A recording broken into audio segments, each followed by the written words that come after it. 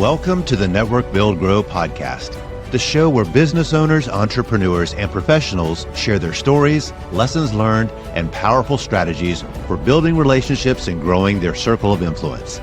With Melissa Taylor, your host, each week we'll bring you actionable insights to help you build a better network and a better business. Let's dive in. Welcome back to the Network Build Grow podcast. Miss Jackie Benjamin is with us today. Hey, thanks for having me, Melissa. Yeah. So first, before we get started, tell me a little bit about We Assist Marketing, and really also tell us, why did you start it, as well as what it is?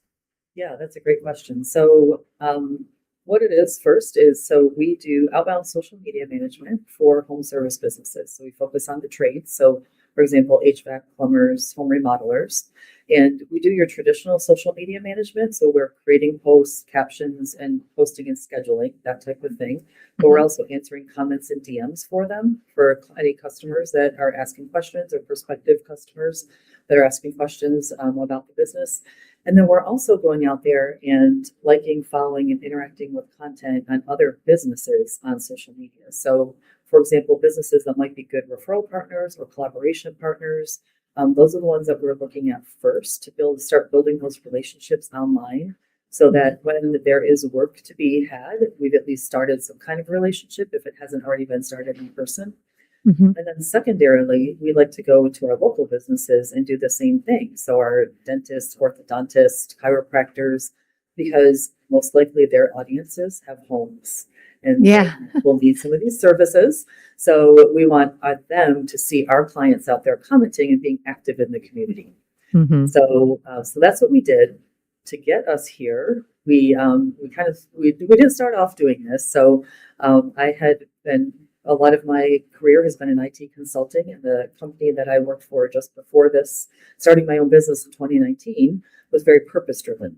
So there was a lot of thought and care put into creating jobs in places where there weren't a lot of opportunities, but there were a lot of jobs. So I saw that modeling of a purpose driven company and decided that was the type of business that I wanted to start. So when we started, with our mission that still is to provide jobs for women so that they are empowered to change their lives. We started as more of a virtual assistant business where we were doing everything for everybody. And it was very wide open. And then very quickly decided that we didn't want to do everything for everybody, and then morphed down into more marketing. And then when COVID hit, we really started doing more and more social media management for people who had really been ignoring it up to that point, and then couldn't go in person anywhere. So that's really what started us down the social media path. And then we just started working with more and more home service businesses. And I realized that was a place we really could be effective and help some of these businesses, because they don't have time, they don't want to do it, but they do need to be out there. So that's how we got to where we are today. Yeah. And it's interesting because you actually really hit a sore spot that people put stuff out there on social media, but they don't interact.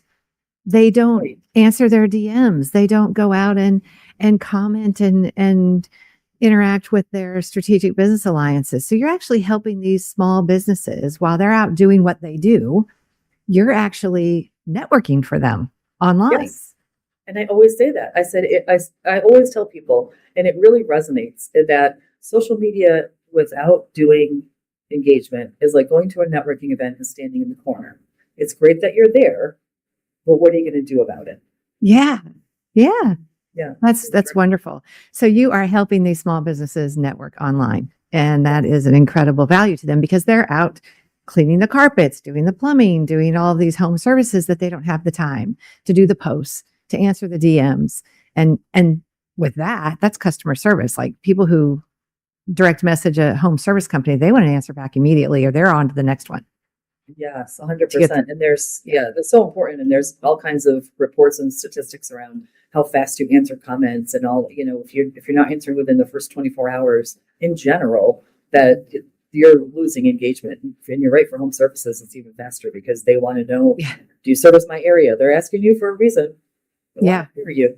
Yeah, they could have a leaky faucet that's all over their carpet and all over the place, and they need somebody to respond to them quickly.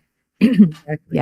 Exactly. So Yeah. So I have known you for years, and I guess I didn't realize the depth of how your business has changed. I mean, I've watched you go through the change of Right. being virtual assistants to social media and moving more into the home service based business. So it's been fun to watch that. And just this added element of it is incredible. Yeah, and I've appreciated your support along the way, of course. Yeah, it's always that's been been great to have a fun. friend to talk through some things with. Well, we always talk about how when you start a business, you have a small business, it can be lonely. Right? It can be lonely because you're here doing this kind of by yourself, maybe with a small staff. But even if you have a small staff, you're the one in charge. And so to have a network of people around you that are kind of walking that same path is really helpful. Yes, it is. And that is one of the great things about a group like Network Build Grow. Yeah. Yeah, it really is a powerful thing. Okay, so when you started your business, you said that it's purpose driven and that you wanted to make sure that you provided jobs for women specifically. Um, what sector were you were talking about women, but I know that you also do some stuff with some women in kind of different countries that struggle with income. So talk to me a little bit about that. Yeah, so one of my team is blended. So we have a small team, but we've got one person who is in Guatemala, and we've got two people in the States. I'm about to bring on a second one in Guatemala. So and especially what I learned in the last company I came from is that there's a lot of great talent everywhere in the world. There's not always opportunity for them. Yeah. So what I wanted to do is bring some of that opportunity to the talent as opposed to the other way around. Because, if you think about leaving everything, leaving your home, people don't always want to do that. People don't want to leave, always want to move for a job, especially to another country that Yeah. maybe there's a lot of different cultural things, right? And so I wanted to bring that to where the talent is. And I found some just amazing people there.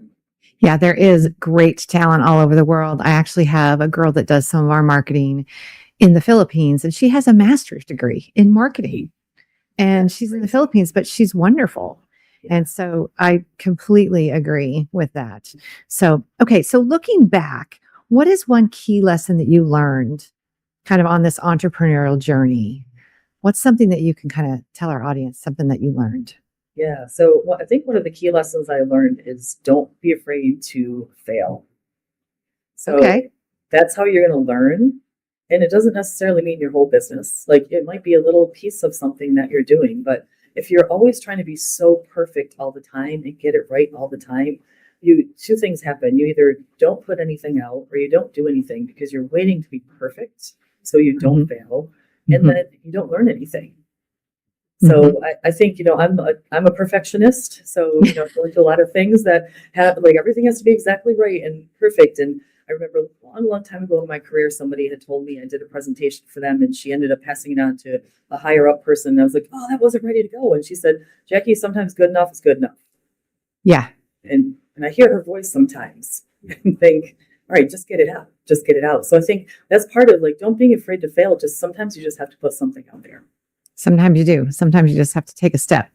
Somebody said it to me the other day. Sometimes as an entrepreneur, you're learning how to fly the plane while it's already in flight. Yeah, 100%, right? Yeah. That's can be scary. Yes. Yeah. It can definitely. Yeah, It can pieces as you go. Right, exactly. So how has networking played a part in this journey of what you've been doing? Yeah. So I mean, it's actually been a huge part for me because it's where a lot of my business comes from. So I'm an extrovert. So networking is not necessarily something that is difficult for me to get out there and start meeting people. But what was interesting is really honing it in, like learning how to networking is about meeting people, but it's just not about meeting the people, right? There's a strategy to it. So what it's done is help my business figure out like what is the strategy, who are the people that I need to be more intentional with along the way. How do I build those relationships so that we can work together, we can bring each other businesses? And networking has brought me a lot of business and built relationships that I would not have had access to if I didn't have that networking opportunity. Yeah. So it's interesting because we talk to a lot of people that are introverts and they're like, oh, it's just so difficult for me to go networking. But it's interesting that introverts, when they do network, it actually works out for them really well because they're very intentional about who they meet and they build those relationships. And extroverts, honestly, sometimes they're all over the place and they just meet everybody and then they end up not getting fruitful relationships out of it. So talk to me from an extrovert's point of view. How do you hone in and make sure that you do? I mean, you just want to meet everybody and you can talk to everybody and right? And so how do you make sure that what's a good extrovert strategy for networking? Yeah, that's a great question because everybody always thinks extroverts, like that networking is so easy for you. But meeting the people is easy for us, right? The networking is a whole different strategy, a whole different piece of it. So when I walk into a room, my first thought is like, oh my gosh, all the people, I got to meet them all. But and that would be fantastic. But for me, the strategy is that I really need to be, especially if I'm going to a conference or something like that. And when I network at a conference, I have to be very intentional with like, okay, so kind of have the Strive five list of the 5 people that I want to make contact with and go a little bit deeper while I'm there at the event or the conference, and then take that to another level, take it offline, if you will, and have a one-on-one or something like that. So for me, the strategy for an extrovert is almost like a rein it in strategy, where an introvert might be saying, okay, I only have to talk to 5 people and then I can go home. Yeah. Where an extrovert is like, talk to everybody, hone in on the 5, build a little bit of a deeper conversation, and then continue it in another time. So that is really the difference, I think, between and the challenge for an extrovert and a networking event. Because otherwise you could be very surface level with a lot of people, and that's not going to help. Who did I meet? I feel like you don't know anybody. Yeah. Now, how do you go about building that? What does that next step look like for you? Is it a series of one-on-ones? What does that look like for you? Yeah, so for me, it's one-on-one. So it's like reaching out to that person and getting the time together, and whether it be on Zoom or in person, just depending on where they are, of course, and times and all that kind of stuff. But now Zoom is just such a great option that it's just as easy and effective as being in person. But it is the one-on-one personable. Let me learn more about you and your business so that I can help you with something, or I can refer you, or maybe one of my clients needs your service, and really, just kind of having that meeting and being intentional about it is really my next step to build a relationship. If you network for your business, you already know follow-up is everything when it comes to growing relationships and driving success. But here's the thing. Most of us want to follow up well. We just get stuck. Staying consistent, keeping it personal, making it stand out, it's hard. That's why I use NetEffect.io. It makes follow-up simple, cuts through all the noise, and helps me stay on top of every relationship without dropping the ball. I never miss a follow-up, and honestly, my network wouldn't be the same without it. So check it out, NetEffect.io. And right now, you can use promo code NBG50 for 50% off of your first month. NetEffect.io, your secret weapon to unforgettable follow-up. Can you think of a specific example where networking has really made a big impact on your business? Yes. So I have a great example. So the first year, I'm a member of Women in HVACR, and the first year I went to the conference, they have a newcomer reception. And it was all about networking. It was about getting to know other people, and they put us in 4 corners of the room based on some categories. And so I went to my corner, and I was standing next to this woman and turned to her and I said, "Hey, I'm Jackie Benjamin, and my company's business marketing, blah, blah, blah." And she says, "I'm Deb Thompson."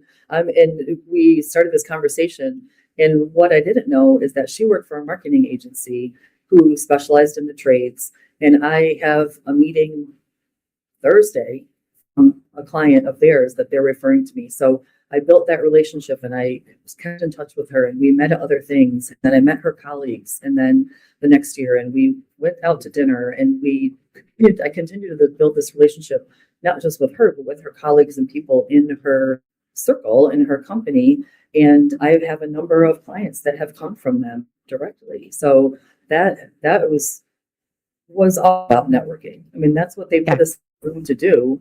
And that was 3 years ago. 3 years ago. We still have that relationship.